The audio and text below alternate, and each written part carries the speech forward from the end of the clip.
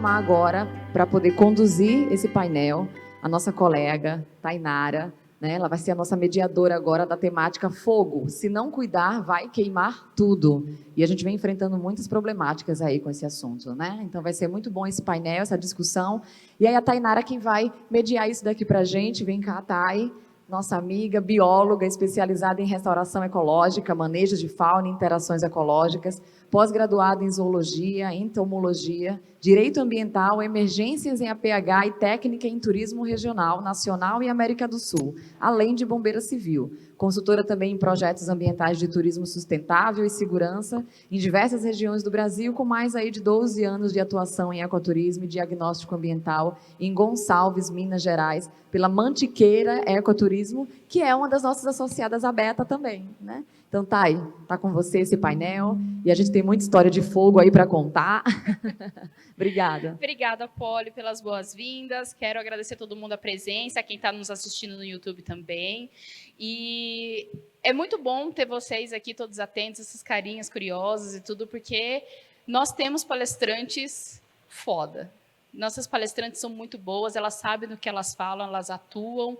E esse tema, ele não é só um tema que está no teórico, né? Tá na nossa pele. A Poli e eu, no Parque Estadual, nós estávamos lá num evento da Beta, tivemos que ajudar a combater fogo lá, incêndio florestal. Então, esse tema é muito mais do que pertinente. E, para explanar sobre isso, eu quero chamar a Natália Crusco, que é ecóloga formada pela Unesp do Rio Claro, mestre em sensoriamento remoto pelo INPE, coordenadora técnica do Bioma Mata Atlântica, no MAP Biomas. Por favor, Natália. Seja muito bem-vinda. Olha esse tempo. Deixa eu pegar aqui. Ó.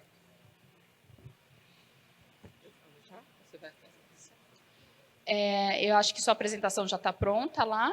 E você vai ser a primeira a apresentar, mas vamos terminar de compor a mesa, certo? E depois nós teremos a apresentação da Bianca Zorzi, que é bióloga também, mestre em ecologia e conservação e aluna de doutorado do programa de pós-graduação profissional Biodiversidade e Unidade de Conservação, onde estuda os efeitos diferentes, do fogo na fauna de vertebrados no Parque Nacional da Serra da Capivara. Ela é analista... Canastra, desculpa. Eu arrumei ali o que estava e errei depois. E analista ambiental do CMBio, lotada na coordenação de manejo integrado do fogo, o CMIF. Seja muito bem-vinda. E é um painel bonito, não é, gente? 3 mulheres, tudo bióloga, né? Bem-vinda e a palavra é com vocês. Eu não sei onde é melhor eu ficar aqui. Acho que vou ficar aqui. Fica ruim? Se eu ficar aqui, fica ruim? Aqui? Então tudo bom. Gente, então, boa tarde. Primeiro eu queria agradecer o convite da Beta para falar um pouco sobre os dados de fogo do MAP Biomas. Eu sei que muitos de vocês não conhecem o MAP Biomas, então eu vou começar apresentando um pouco do que é o MAP Biomas. O MAP Biomas é uma rede que junta universidades, ONGs e startups de geotecnologia para produzir dados de uso e cobertura da terra para todo o Brasil.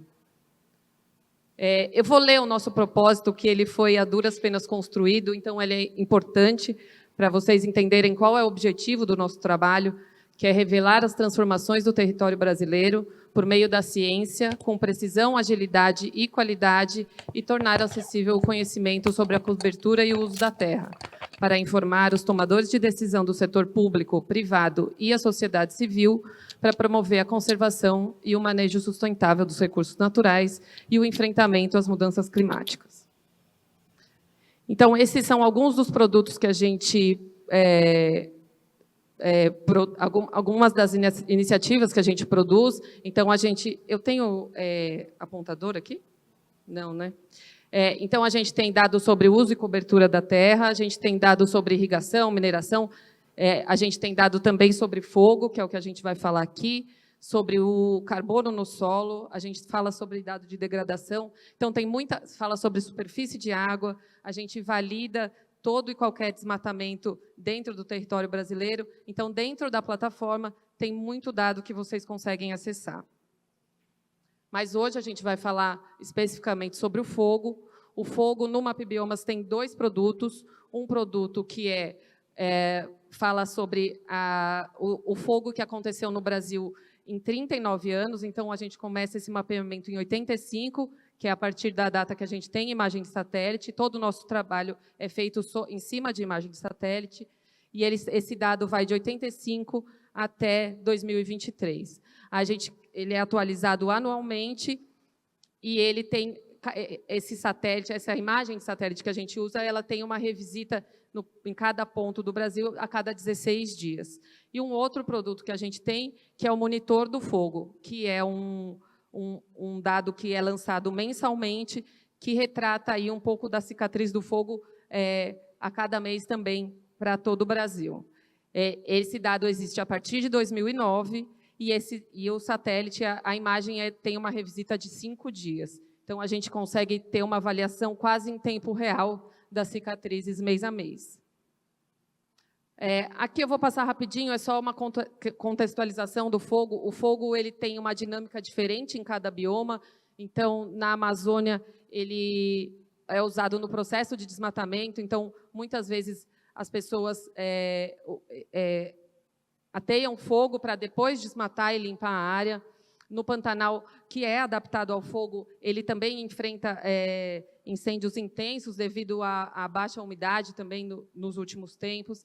Na Mata Atlântica, o fogo não faz parte da dinâmica da Mata Atlântica, mas ele acaba acontecendo principalmente em áreas antrópicas, principalmente em áreas de pastagem, mas são cicatrizes pequenas, diferente da Amazônia e do Pantanal, onde as cicatrizes são bem grandes.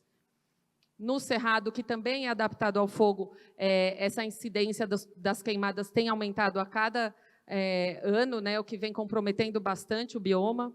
E na Caatinga e no Pampa, essas cicatrizes também são de proporções menores. Aí eu vou passar rapidinho sobre os dados. Vou falar um pouco sobre números, porque é o que a gente produz.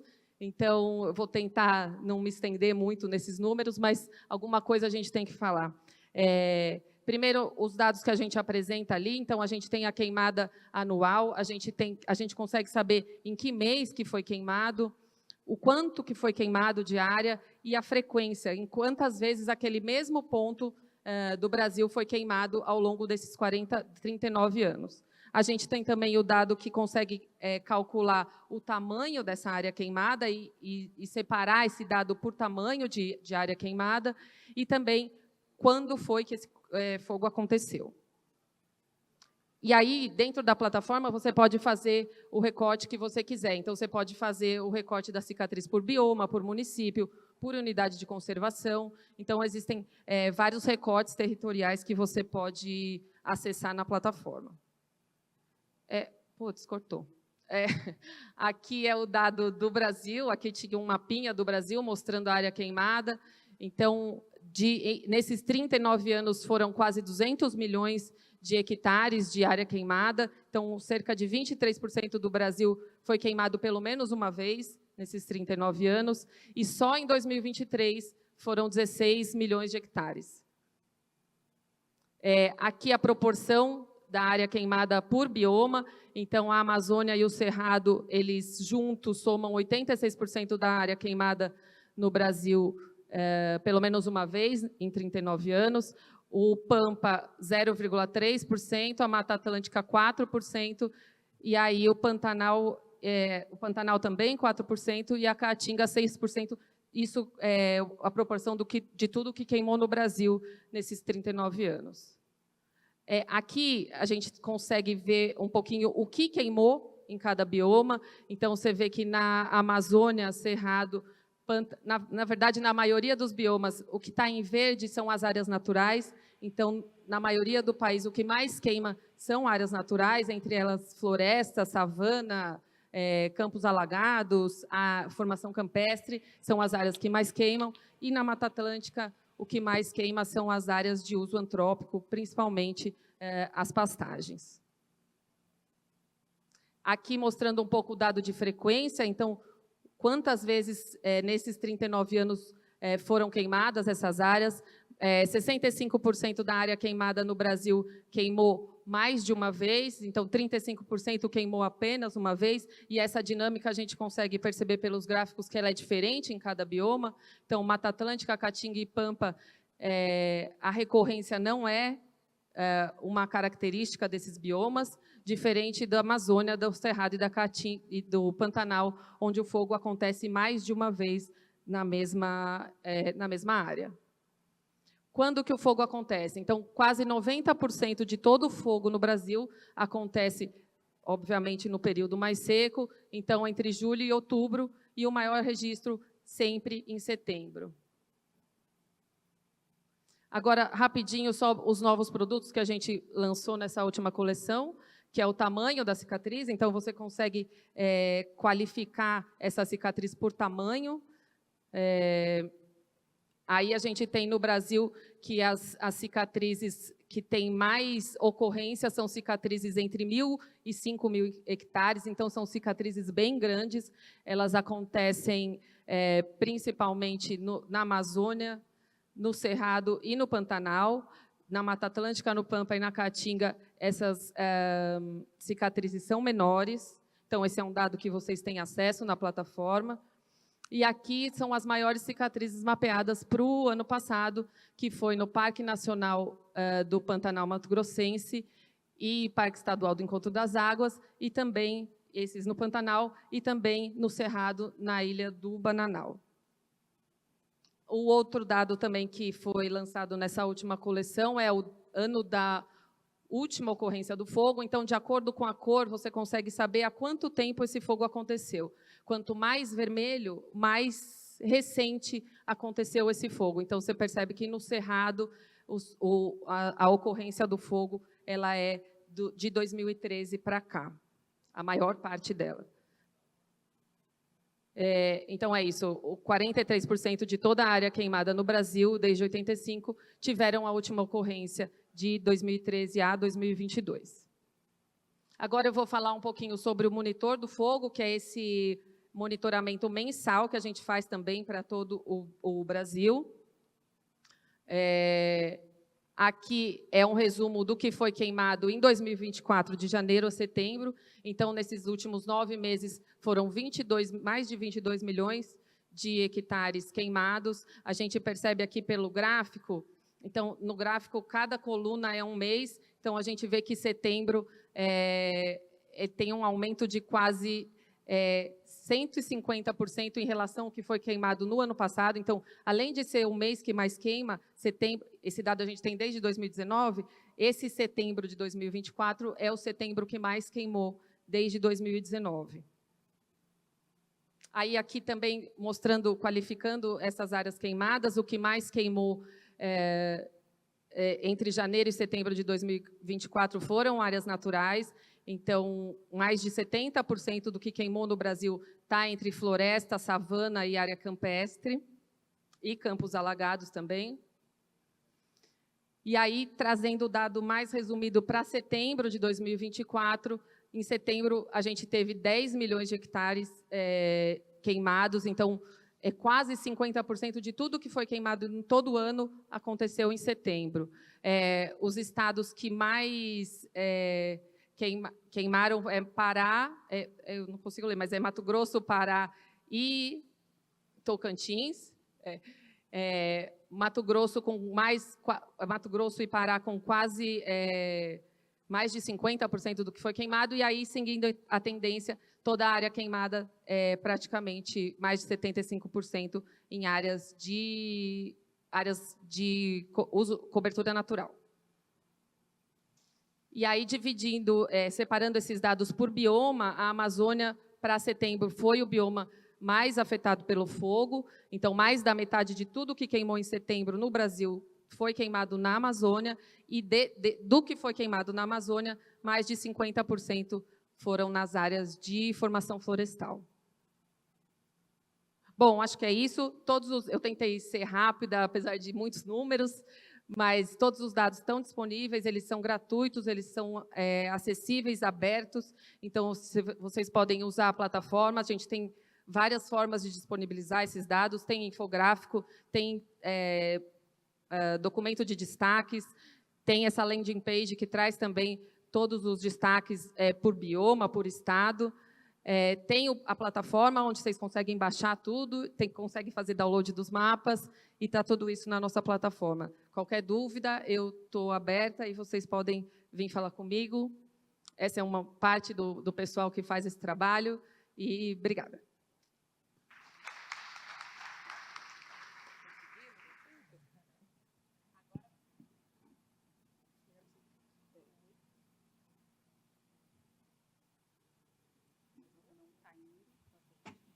Agora, pessoal, dando continuidade ao tema, a Bianca vai falar um pouquinho para a gente sobre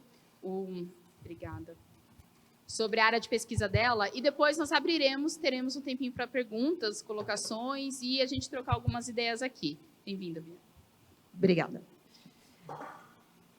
Bom, enquanto colocam aí a apresentação, boa tarde, pessoal. Eu quero agradecer muito o convite da Beta para estar aqui. Para mim é um desafio, porque eu estou completamente fora do encontro da minha área. Por um momento parece, né, um tema estranho no ninho, mas o convite de estar aqui mostra a importância desse tema atualmente, né, da gente conversar sobre fogo. Não só para gestão de áreas protegidas, mas como para a gestão do país como um todo, tá? Eu não vou focar na minha pesquisa de doutorado, né? Se der tempo eu posso falar 30 segundos, mas não sei se eu consigo ser tão rápida assim quanto a Natália. Bom, eu sou analista ambiental do ICMBio há 10 anos, né? Antes do ICMBio e durante o ICMBio eu já trabalhei em 4 parques nacionais, né? 2 deles com ampla visitação. E quando somos poucos nas equipes do ICMBio, a gente faz um pouco de tudo, né? Então, já trabalhei com visitação, mas nunca foi meu tema alvo de trabalho. Fazem 8 anos que eu dedico muito à gestão do fogo e unidade de conservação, que é o que eu vou falar para vocês hoje, tá? Eu gosto de dizer também que eu sou brigadista, né, de corpo, alma e coração, que eu não uso essa camiseta amarela escrito brigadista nas costas como uma fantasia, né? Isso assim, sou brigadista, é uma homenagem também a todas essas pessoas que realmente são quem arriscam suas vidas todos os dias nos combates aos incêndios, né? Que é quem está lá tomando fumaça e fogo na cara o tempo todo. Bom, vamos lá. Eu gosto de começar sempre com essa pergunta, né? Se o fogo é bom, se o fogo é ruim. E se alguém quiser, né, responder, fique à vontade. Exatamente, né? A gente brinca que tudo na gestão do fogo depende. Depende do objetivo, depende da necessidade, depende de onde eu estou, né? Então, se o fogo é bom, se o fogo é ruim, não existe uma resposta certa, né? A gente tem uma tendência a achar o fogo ruim porque a gente está acostumado a ver incêndio na mídia. A gente está acostumado a falar de fogo descontrolado. E aí, sim, né, uma ação que realmente vai ser danosa, vai ser custosa, perigosa e vai trazer danos imensos. Só que o fogo, ele é um produto de uma reação química, né, enfim, mas ele também pode ser utilizado de maneira planejada por uma queima controlada de uma comunidade, de um pequeno proprietário, de um indígena. Pode ser utilizado de maneira controlada para proteção de áreas de interesse, né, no que a gente chama de queima prescrita hoje, para conservação da biodiversidade. Então, é um exercício diário para a gente que trabalha com fogo e para todo mundo, né? Diferenciar fogo de incêndio, desmistificar de que fogo é ruim. Fogo não é só ruim, depende.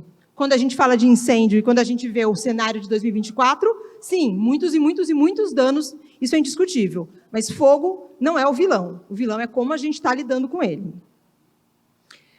E aí, né, é importante também sempre pautar a conversa, dizendo que o fogo é uma perturbação natural. Temos ignições naturais causadas por raios, que ditam a dinâmica de alguns ambientes do nosso país há milhões de anos. O Cerrado ele foi moldado pelo fogo. A Natália deu uma passada ali rápido, e que bom, né, sobre isso. A gente tem ambientes que evoluíram com a presença do fogo, e a gente tem ambientes que não evoluíram com a presença do fogo. Então, temos ambientes que são mais sensíveis e ambientes menos sensíveis. Mas a gente tem que entender que o fogo faz parte do desenvolvimento dos ambientes como eles são hoje, né, durante a evolução. Os efeitos do fogo não são os mesmos para todos os seres vivos, né? De novo, depende de que espécie nós estamos falando, de que intensidade de fogo nós estamos falando, de que frequência de fogo nós estamos falando, né? A Natália apresentou assim, dados que, para mim, são lindos e maravilhosos de assistir, né, existe diferentes frequências de fogo no país, dependendo do lugar. Então, o efeito desse fogo vai depender de um monte de coisas. Aí a gente tem que considerar isso quando estamos falando de fogo.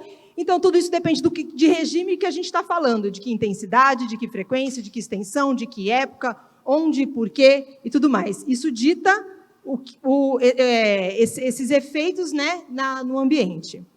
E a questão é que nós estamos alterando esse regime de fogo. A gente altera o regime alterando o uso da terra, né? A gente altera esse regime fazendo ignições e controlando a presença do fogo, né? E a gente altera com a nossa simples presença. E isso, sim, está trazendo uma disruptura nessa primeira questão do fogo ser uma perturbação natural. É uma perturbação natural, mas com a nossa presença ao longo dos últimos milhares de anos de alteração frequente, diária no ambiente que a gente vive, a gente também altera como esse fogo ele se comporta. Bom, e aí, né, a gente não combinou, mas felizmente eu fui atrás das fontes certas e trouxe os mesmos números que a Natália, senão ia ficar feio. Só para contextualizar rapidamente também o Brasil, até setembro, 22, né, quase 4 milhões de hectares atingidos em 9 meses. Setembro, quase metade de toda a área atingida nos últimos meses. A mesma coisa que a Natália falou, né? Setembro, 150% maior que 2023.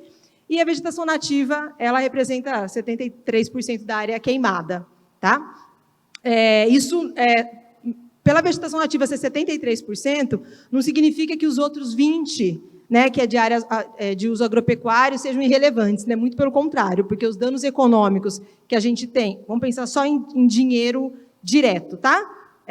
Os danos econômicos nesses 20% são de uma escala bilionária, né, para o agronegócio do Brasil. Na vegetação nativa, a gente tem um monte de outros danos, né, de conservação da biodiversidade, de extinção de espécies, de serviços ecossistêmicos, de bem-estar, um monte de outras coisas. Mas a gente também tem que entender que os 20% do uso agropecuário é um dano bem grande. A gente tem, é difícil de ver, né? Mas a gente tem uma outra ferramenta que a gente usa junto também com os dados do MapBiomas, que são um parceiraço na gestão de unidades de conservação, que é o painel do fogo, que ele é produzido pelo Sensipan, que é o Centro Gestor e Operacional da Amazônia, mas é para o Brasil todo.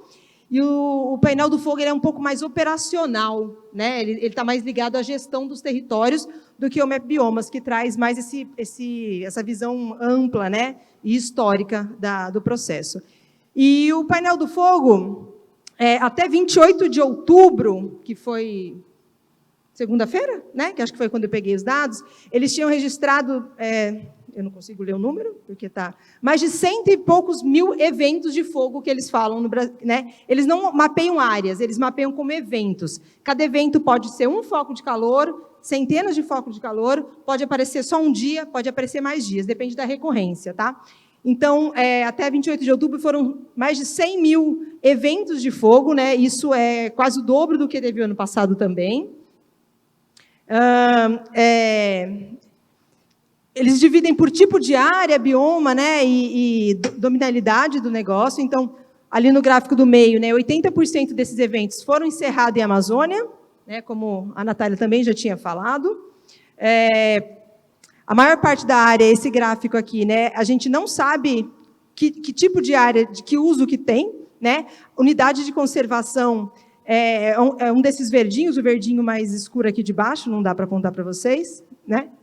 Não dá para apontar. Então, assim, só para dizer nesse gráfico de cá, de que unidade de conservação, às vezes, aparece demais na mídia quando está com incêndio. Mas ela é uma pequena parte do que queimou no Brasil hoje, esse ano, né? A maior parte foram em áreas privadas, com uso agropecuário ou não, mas foram áreas privadas, não foram áreas públicas, né? O outro gráfico lá também mostra isso, área pública e privada. Um outro gráfico, assim, também, só para ter uma ideia geral, baseado nos dados do MapBiomas. Não importa muito o que representa essa porcentagem, mas é só para vocês verem o aumento da área atingida por fogo, né? AAF é a área atingida por fogo, nos estados do Sudeste. Olha, entre 2019 e 2024. Então, o azul é Espírito Santo, o vermelho Rio de Janeiro, o verde São Paulo e o roxo Minas Gerais. Olha em 2024 São Paulo. A gente teve quase 10 vezes mais área atingida por fogo em São Paulo esse ano do que em todos os outros anos ali que o gráfico mostra. Eu não sei se algum de vocês é de lá, que mora no interior, né? Eu estou morando no interior de São Paulo, sou do interior e estou morando lá novamente. Eu nunca tinha visto nada parecido com o que aconteceu esse ano no estado de São Paulo. Do céu ficar alaranjado o dia inteiro. Quando você está com fogo, você vai no fogo no mato, o sol ele não fica redondinho, né? Ele fica alaranjado e meio disperso, assim, por conta da fumaça. E o interior de São Paulo ficou durante dias assim esse ano, né? São Paulo é um grande mote ali da indústria do país, a quantidade de pessoas que moram, a quantidade de rodovias, e isso foi um problema imenso. Teve fechamento de rodovias grandes no interior de São Paulo durante horas por conta de fumaça. A Confederação Nacional dos Municípios, ela apresenta esses números de prejuízos de 1,3 bilhões de reais este ano, e afetando 15 milhões de brasileiros, os incêndios afetaram, né? Isso, com certeza, é um número subestimado, porque nem todos os municípios apresentam seus dados. Esses prejuízos eles têm a ver com os danos diretos em produção agropecuária, mas também tem a ver com o atendimento hospitalar, tem a ver com fechamento de escola, tem a ver com fechamento de rodovias, né? Tudo que eles conseguiram mapear de que os incêndios trouxeram algum prejuízo esse ano. E isso é muitas e muitas e muitas vezes maior do que 2023, por exemplo, que está ali no gráfico embaixo, tá? Por exemplo, pessoas afetadas em 2023 não chegou a 10 mil, né? E esse ano, milhões de pessoas. Aqui um pouco mais agora trazendo para a minha realidade e também para a realidade de vocês, que são as áreas protegidas, as unidades de conservação. Isso aqui é um mapeamento muito rápido, né, de unidades de conservação federais que foram fechadas este ano por conta dos incêndios. Então, a Serra do Cipó fechou, o Parque Nacional de Itatiaia fechou, o Parque Nacional de Brasília fechou várias vezes, né, incluindo o acesso às piscinas ali, que o pessoal em Brasília chama de água mineral e que fazem parte, que tem um papel muito importante no lazer e na recreação de quem mora em Brasília. Chapada dos Guimarães fechou, Chapada dos Guimarães foi quase um mês fechado esse ano, e Chapada dos Veadeiros fechou, né? Serra dos Órgãos quase fechou, talvez uma hora a mais ali que os meninos não tivessem conseguido controlar, o parque também teria sido fechado. E unidades de conservação estaduais, né, Rio e São Paulo. São Paulo divulgou um decreto, eu não me lembro se foi um decreto, uma portaria, mas um documento, né, fechando os parques estaduais por quase 2 meses, se eu não me engano, preventivamente, por conta da situação caótica que passou no Estado. E o Rio de Janeiro fechou diversas unidades também por causa disso. Tá?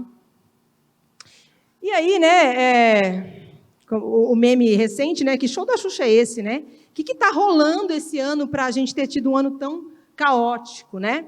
E aí, assim, dá para a gente ficar aqui discutindo isso durante muito tempo, mas pontuando 3 coisas rapidamente, e são coisas muito fáceis da gente ver, né, que são as mudanças climáticas, emergências climáticas, o nome que a gente quiser chamar, né, com essas alterações na quantidade de chuvas, no período em que as chuvas estão caindo, e aumento da temperatura. Isso interfere diretamente na umidade da vegetação que está disponível para queima, na umidade do ar, na temperatura, que interfere na dificuldade de controle, né?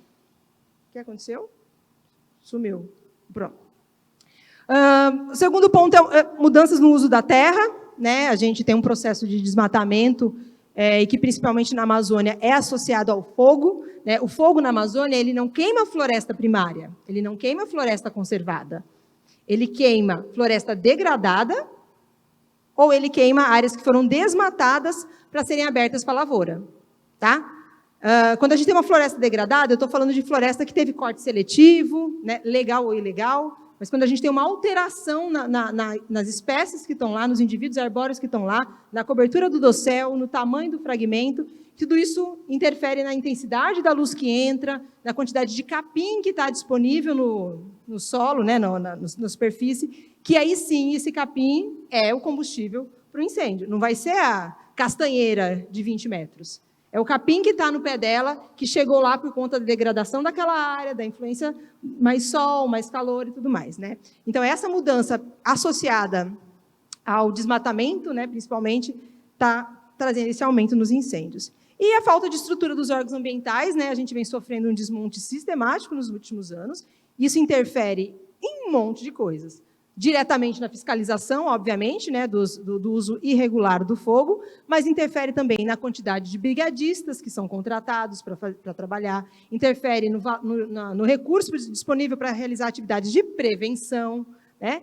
E aí, se a gente não contrata brigadistas, se a gente não faz prevenção, se a gente não tem servidor disponível para fazer gestão, a gente vai ter, para a unidade de conservação, aumento de incêndios, com certeza. E aí isso se replica para as áreas não protegidas, quando a gente está falando do trabalho do IBAMA, por exemplo, na fiscalização de outras áreas.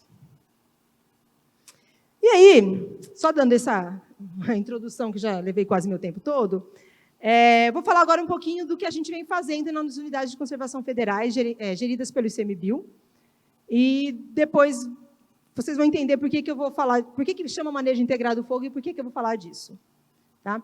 Bom, ICMBio, né, 340 unidades de conservação, a gente faz gestão de 171.806.000 hectares do país, 20% do território nacional hoje são unidades de conservação federais, não é pouca coisa, tá? E mais de 780 RPPNs que são apoiadas de alguma maneira, né, pelo ICMBio, mas que a gente não faz a gestão direta. Com relação à gestão do fogo, a gente todos os anos realiza mais de 80 cursos de brigadistas para a contratação e formação desses profissionais. Este ano a gente teve 1.100 brigadistas contratados, nossa previsão era 1.500, a gente teve autorizados uns 800 só, então metade do que a gente precisava, do que a área técnica considerou ideal, foi contratado, e aí depois, quando o negócio explodiu, começou a surgir dinheiro. E aí a gente correu atrás para contratar, e mesmo assim a gente não conseguiu chegar no que a gente considera ideal. Tá?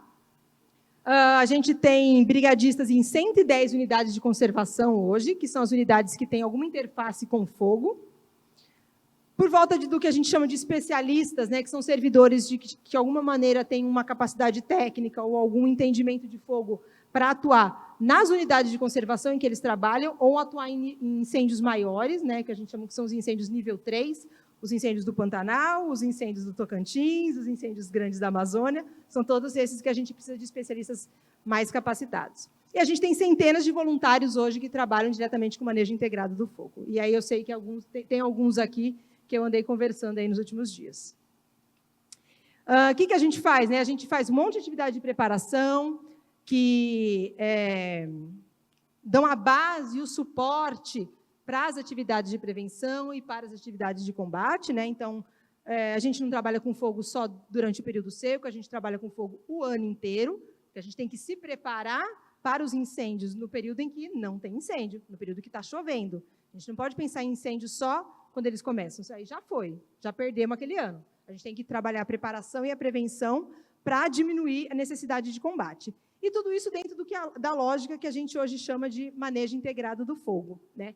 Que a definição que a gente usa é que é uma abordagem que considera os aspectos ecológicos, culturais e de manejo do fogo por ações de prevenção e combate aos incêndios, com vistas a garantir a conservação e uso sustentável dos ecossistemas. Até pouco tempo atrás, a gente falava só de prevenção e combate aos incêndios. E aí isso não cabe mais, né? A prevenção faz parte, o combate faz parte, mas o fogo ele é muito maior do que só prevenção e combate.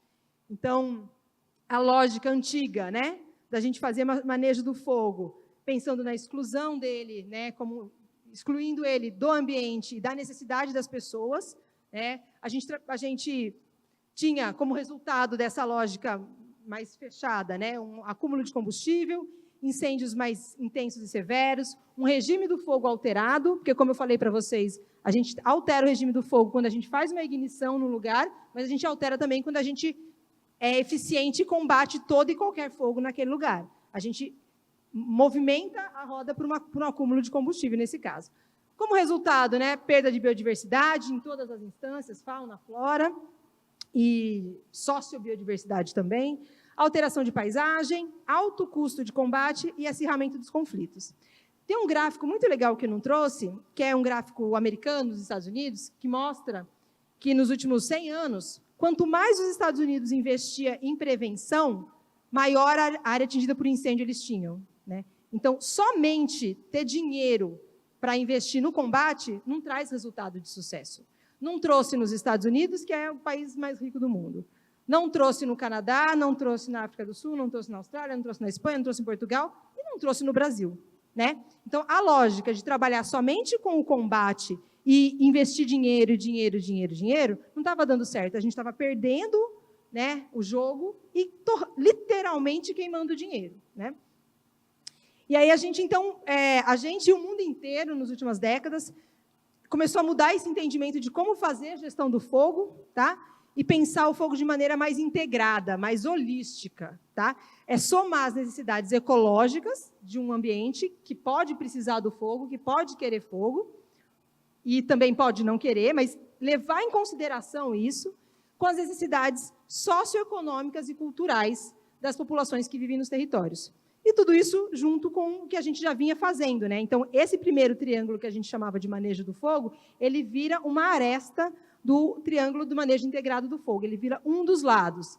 A gente hoje entende que gestão do fogo, né, principalmente em áreas protegidas, ele tem que levar em consideração esses 3 lados do triângulo. A ecologia do fogo, então essas necessidades e atributos de cada ambiente, com as necessidades culturais, socioeconômicas, religiosas, do uso do fogo das pessoas que estão naquele território. E isso não significa o uso do fogo desordenado, tá, gente? Mas isso significa a gente entender a necessidade e ordenar a necessidade. E também nas necessidades de manejo e gestão daquela área protegida, considerando as atividades de prevenção e, obviamente, o combate, tá?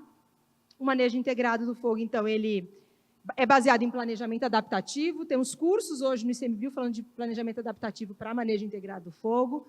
Ele tem trazido melhoria na relação com as comunidades que vivem nos territórios das áreas protegidas, uma alteração do regime do fogo para um regime mais adequado, né, ao que a ciência entende como ideal, conservação da biodiversidade, porque a gente trabalha com definição de alvos de conservação, redução de custos e redução da severidade dos incêndios. Bom, então, o manejo integrado do fogo é um monte de coisa, não é só combater, não é só fazer fogo, mas é também a educação ambiental, a sensibilização do visitante, as pesquisas científicas, a valorização dos saberes culturais, né? E integrar tudo isso dentro de um planejamento estruturado e estratégico. Bom, aqui agora, área atingida por fogo, né? A AF, então, a área atingida por fogo nas unidades de conservação federais, onde o ICMBio tem brigada, entre 2010 e 2024. A barra vermelha é incêndio, a barra verde são as ações de prevenção e uso do fogo. Então, aí tem acero negro, queima prescrita, queima controlada e tal. O eixo aqui do lado esquerdo, né, ele vai de 0 a 1.800.000 hectares, ele está se referindo às barras. O eixo lá da direita vai de 0 a 160, e ele é o número de unidades de conservação que a gente monitorou em cada um desses anos, tá? Então, o que a gente vê? Né? Que a gente vem, né, vínhamos numa tendência de aumentar as atividades de prevenção. 2021 tem muito a ver com a pandemia, porque as atividades de prevenção em 2020, quando a pandemia começou e o isolamento social realmente começou para valer, a gente já tinha feito grande parte da nossa atividade de prevenção. Então, a gente tem 2020 ainda um ano com um número adequado. 2021, não. No início de 2021, a gente ainda estava com isolamento social, restrições de circulação, de brigadistas em veículos, então a gente tem uma queda nas ações de prevenção. E depois a gente tem uma retomada aí ao longo dos anos. E com relação a incêndio, né, 2010 foi, de longe, o nosso ano mais catastrófico para a unidade de conservação federal. Eu não sei se algum de vocês esteve perto de alguma unidade ou se lembra do que aconteceu em 2010, assim, foi bastante problemático, né? E 2024, a gente está... Hoje, esse aqui está uns dias atrás, hoje a gente está 100.000 hectares abaixo de 2010. Então, 2024 já é o segundo pior ano para incêndio em unidade de conservação federal, tá? Acho que a gente não vai ultrapassar 2010, porque onde que tinha que queimar muito já queimou, A gente ainda tem fogo em algumas unidades, mas são fogos menores. Mas, assim, a gente beira 2010. E 2010, gente, para quem trabalhou com gestão do fogo, eu não estava ainda, mas para os colegas que trabalharam, eles têm um trauma desse ano muito forte, porque foi realmente pesado. E aí 2024 está repetindo e está todo mundo muito aflito. Mas, enfim, né, 2024 está sendo um ponto fora da curva, né, de uma curva que a gente nunca mais queria repetir, mas a gente vê, né, ainda muitos avanços na gestão do fogo nessas UCs, a gente vê redução da emissão de gases de efeito estufa, proteção de áreas sensíveis, alteração de regime do fogo. Uma coisa muito importante é diminuição do tamanho de cada evento. Uma coisa é você ter 100 mil hectares queimados na Estação Ecológica Serra Geral do Tocantins, lá na região do Jalapão, de uma vez só, e você ter 10 incêndios de 10 mil hectares, ou que estejam separados no território, ou que estejam separados no tempo. O impacto que 100 mil hectares contínuos em 5, 10, 15 dias tem para a biodiversidade é imenso. É diferente de 10 incêndios menores, porque quando a gente tem incêndios menores, a gente tem a possibilidade de refúgio, de fuga da fauna, a gente tem uma rapidez de colonização, né, recolonização daquele ambiente, e a gente vai distribuindo isso no tempo. Então, a diminuição do tamanho dos incêndios é um fator bastante importante. Isso a gente tem, o gráfico não traz, mas a gente tem, né? E por que eu estou falando de, né, manejo integrado de fogo no encontro de ecoturismo e turismo de aventura? Primeiro, porque eu gosto, né? E segundo, porque a gente tem isso aí, ó. A gente tem uma lei agora, desde julho de 24, desde o dia 31 de julho deste ano, a gente tem a Lei 14.944, que institui a Política Nacional de Manejo Integrado do Fogo. Então, gerir fogo no Brasil hoje, dentro e fora de unidade de conservação, usando o manejo integrado do fogo, não é mais uma opção que a gente, ICMBio, a gente, IBAMA, entendeu como adequada. Não é lei, é uma política nacional, porque é realmente o melhor entendimento para a gestão do fogo, né? E a política, ela traz um montão de coisas que ainda precisam ser regulamentadas, né? Ela é muito nova, a gente está trabalhando agora nos decretos que vão regulamentar as coisas mais específicas, mas ela traz algumas obrigações para todos os entes federativos, não só o governo federal, mas os governos dos estados, os municípios e os proprietários. E a gente está trabalhando num grupo de trabalho bastante diverso, com todos os atores possíveis para construir esses regulamentos, né, que vão complementar a política, que sejam adequados para fazer gestão do fogo no Brasil, não só mais nas unidades de conservação. Tá? Então, a política fala que tem que ter planejamento estratégico, a política fala que precisa de um programa de brigadas voluntárias adequados, a política fala que precisa regulamentar, todos os estados precisam regulamentar o instrumento de autorização do uso do fogo, né? Então, a política traz esse sentido de ordenamento do território na gestão do fogo. A gente já tinha no ICMBio, desde 2022, a nossa própria portaria de manejo integrado do fogo, que ela é mais antiga que a política, mas a construção da política começou há 12 anos atrás. Então, quando a gente fez o nosso regulamento, a gente já fez ele em sintonia com a política. Então, nosso regulamento é de 22, mas ele está completamente sintonizado com a política agora de 2024. Então, a gente tem no ICMBio o manejo integrado do fogo como é o jeito de se fazer gestão de fogo na unidade de conservação. E aí, eu também estou falando de gestão do fogo aqui para vocês, porque a gestão do fogo ela é transversal em todos os outros processos de gestão de uma unidade de conservação, né? Assim, eu posso falar de vários motivos, mas eu vou falar de um simples e claro, né? Quando tem incêndio, para tudo. A gente fecha a unidade, né? Mas para tudo, todos os servidores, todos os recursos físicos, de equipamentos, de recursos financeiros, humanos, todos se voltam para o fogo, porque o fogo é uma emergência. E emergência a gente tem que combater, eliminar, acabar com ela, né? E a gente pode usar a gestão do fogo como um mote, né? Um elemento motivador para trabalhar todos os outros processos. E, obviamente, não é diferente com o uso público, tá? Eu vou pôr isso aqui, não vai dar tempo. E aí, finalizando já, eu trago um exemplo para vocês, bem legal, que é do Parque Nacional da Chapada dos Guimarães, no Mato Grosso, que fica ali no alto de Cuiabá, 60 quilômetros acima de Cuiabá, né? O Parque Nacional da Chapada dos Guimarães é um parque relativamente pequeno, para os nossos padrões de Cerrado, ele tem 30 mil hectares, mas ele é o quintal de Cuiabá. Tudo que acontece no Parque Nacional influencia diretamente a capital do estado do Mato Grosso, porque o parque está no alto e na beirada da serra, Cuiabá está aqui. A fumaça dos incêndios do parque fecha o aeroporto da capital do estado do Mato Grosso. Isso traz um prejuízo imenso para o estado, né? Então, é um parque pequeno, porém de uma importância grande para o estado todo, né? E o parque, eles estão desenvolvendo, junto num processo de parceria com o Serviço Florestal dos Estados Unidos, uma coisa que chama um programa de interpretação ambiental deles. E nesse programa de interpretação ambiental, eles trazem como um dos recursos a serem interpretados o cerrado e o fogo. Então, é um programa que abarca a comunicação, né, para os visitantes, os turistas, a comunidade local, os jornalistas, né, todo tipo de usuário e quem percebe o parque está dentro do programa de interpretação do parque. Né? Não dá para ler, nem eu consigo ler. Eu vou descer ali, vocês vão ficar bravos comigo, mas peraí. Não, nem aqui eu não consigo ler. Enfim, né, olha! Ele deu um zoom aqui, gente. A interpretação ambiental do Parque Nacional Chapada dos Guimarães é uma ferramenta fundamental para oportunizar experiências de visitação que valorizem as espécies e as paisagens, sua fascinante geologia e o papel das pessoas na configuração do ambiente, bem como aproximar a sociedade e gerar conhecimento, divulgando de forma apropriada os conhecimentos produzidos no parque e na região.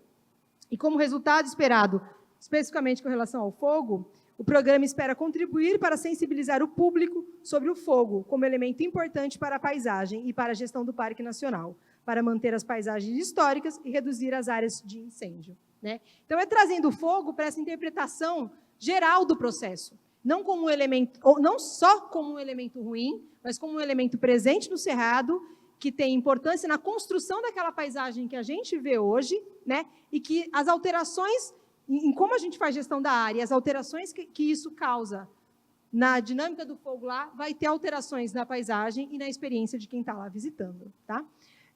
Dentro desse programa, eles fizeram um programa, um documento, né, que eles chamam de programa de comunicação de queimas prescritas, que são as queimas realizadas para conservação da diversidade lá, para redução de combustível.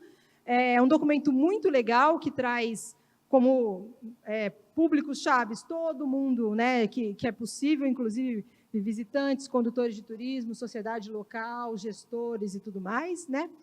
E, vou descer de novo. Visão geral. Cadê? Dá o zoom aí, moço. O objetivo desse programa é garantir que uma comunicação eficaz seja estabelecida e mantida internamente e externamente em relação à queima prescrita e ao manejo do fogo do Parque Nacional da Chapada dos Guimarães. Né? A gente faz um monte de coisa, mas a gente precisa aprender a comunicar bem. Né? Isso serve para a gestão da unidade de conservação, isso serve para os dados que vocês produzem lá, isso serve para todo mundo que trabalha com pessoas. Né? A gente tem que aprender a comunicar. E esse programa da Chapada dos Guimarães está bem interessante nesse sentido. Dentro disso tudo, eles fizeram uma oficina de capacitação com jornalistas da região. Mas para que jornalista? Né? Porque é como a sociedade, em geral, recebe a informação, né? Através da mídia.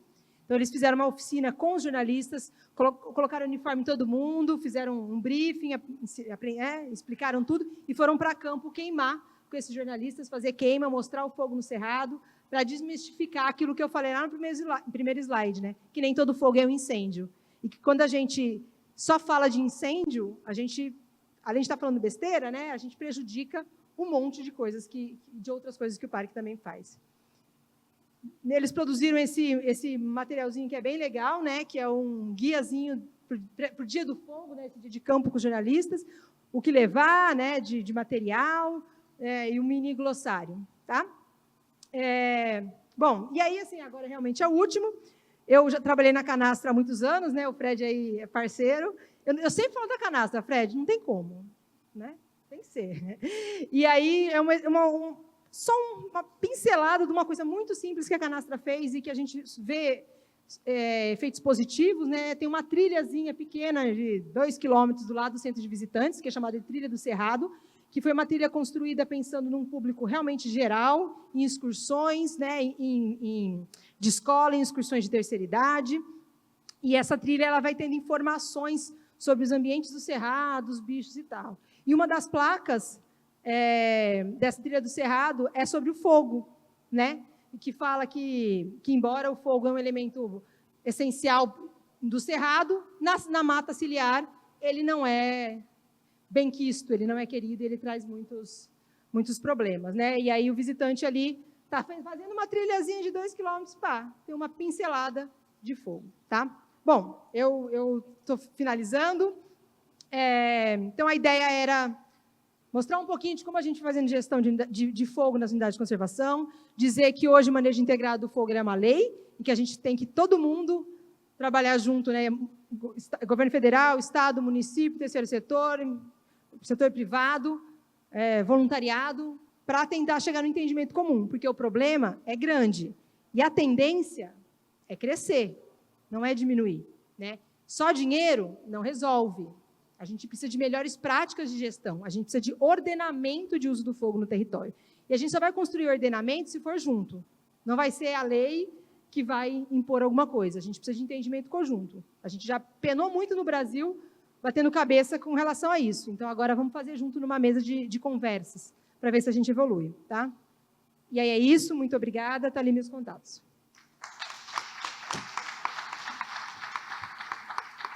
Obrigada, meninas, pela participação.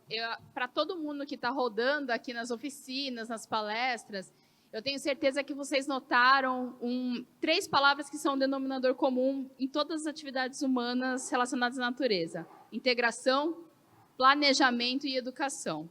No manejo do fogo, no ecoturismo, turismo de aventura, tudo passa por essas 3 palavras. E eu vou abrir para pergunta, mas assim, 2 perguntinhas só, no máximo. Alguém tem alguma dúvida? Alguém quer falar alguma coisa? Alguém, gente? Vamos lá. Aí, está chegando o microfone. 2, aliás. Boa tarde. Bom, vou estar falando sobre minha experiência do fogo logo na sequência, mas quero aproveitar e fazer uma pergunta para a Bianca, que é sobre o uso de retardantes. Um assunto que eu pesquisei esse ano, é um produto amplamente utilizado no hemisfério norte para combate a incêndios, mas eu sei que aqui no Brasil não tem muito estudo ou normatização sobre o uso dele, acaba não sendo usado.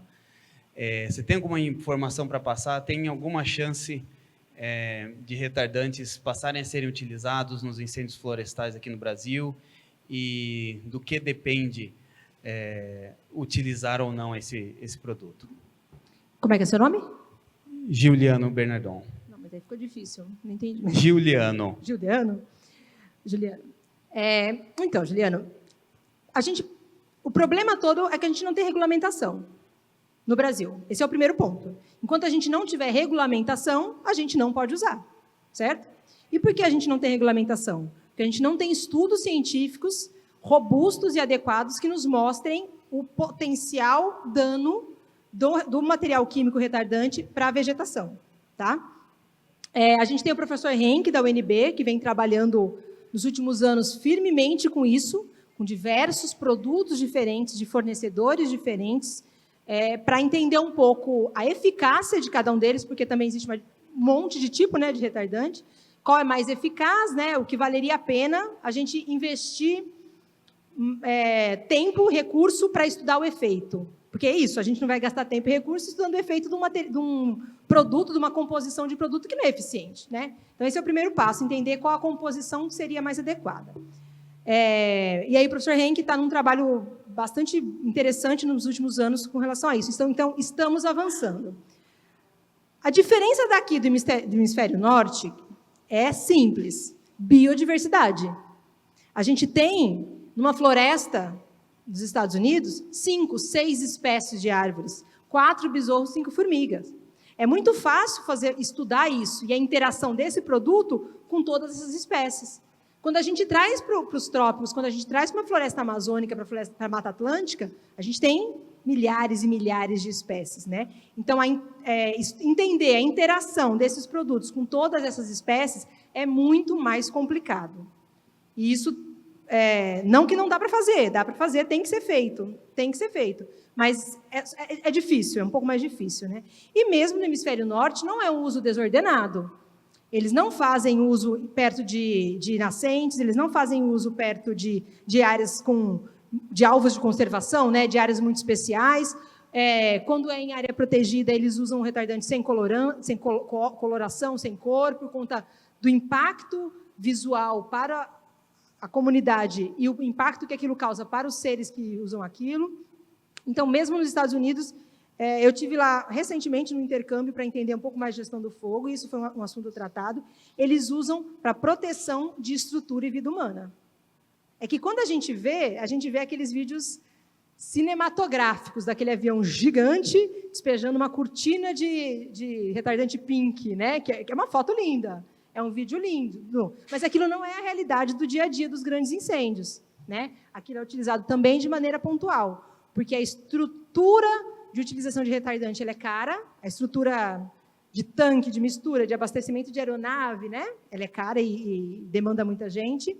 Existe um efeito na natureza que a gente tem que medir se é mais danoso ou menos danoso que o incêndio, mas, obviamente, tem um efeito, né? E tem um custo alto, o produto em si. Para eles não é tanto problema, mas para a gente ainda é um problema.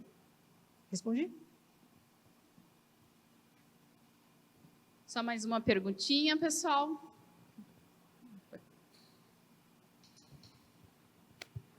Alô? Aí, obrigada. Olá, meninas, parabéns pela palestra, foi incrível, né? Muito bom a gente ver a conexão, o quanto que tem de informação e conhecimento dando suporte, né, para a atividade de vocês. É muito mais uma dúvida, né, se ao longo da trajetória profissional de vocês lidando com fogo, com mapeamento do fogo, com tudo que vocês fazem, se vocês já tiveram algum interesse do setor público ligado ao turismo, municípios turísticos, instâncias de governança regionais, o próprio Ministério do Turismo, de alguma forma, quis acessar o dado de vocês, procurou vocês para discutir isso fora do universo de unidades de conservação, em outras áreas mais frágeis que são suscetíveis, né, à questão de incêndios ou até os outros tipos de queimadas. De alguma forma, isso já foi... Vocês já viram alguma coisa acontecer nesse sentido? Queria ouvir vocês sobre isso. Obrigada. Eu posso falar no caso do MapBiomas, o nosso contato com instituições públicas vem mais no dado de desmatamento, não tanto no fogo, porque no fogo a gente apresenta esses dados já prontos, né, através de relatórios e de documentos de destaques, mas no caso do dado de desmatamento, que é um trabalho intenso que a gente faz de validação de todo o desmatamento da vegetação nativa no Brasil, a gente tem uma ligação bem próxima com as secretarias de meio ambiente, que usam o nosso dado, inclusive, para autuar bancos também, né, para autuar quem está fazendo um desmatamento de forma ilegal. Bom, minha realidade é muito vinculada à unidade de conservação, né? Mas tem uma experiência em Minas Gerais que, ali na região de Patrocínio, né, eles têm uma cafeicultura muito forte, né, de exportação de cafés de altíssima qualidade, e eu já trabalhei num plano de manejo integrado do fogo para uma bacia ali de Patrocínio, que foi motivado pela proteção dos cafezais, mas que depois se desdobrou também no trade turístico que é incipiente ali da região e que é esse turismo de degustação, né, de café que está se desenvolvendo ali, mas que o trade começou a ter interesse, entendeu a interligação dos processos, assim, né, mas a minha experiência de unidade de conservação em entorno, né, não tem muito como desvincular, né, é isso. Felizmente, a gente vai ter que terminar o painel. Mas eu quero agradecer vocês, meninas, pela disponibilidade, por vir compartilhar conhecimento conosco, porque falta conhecimento.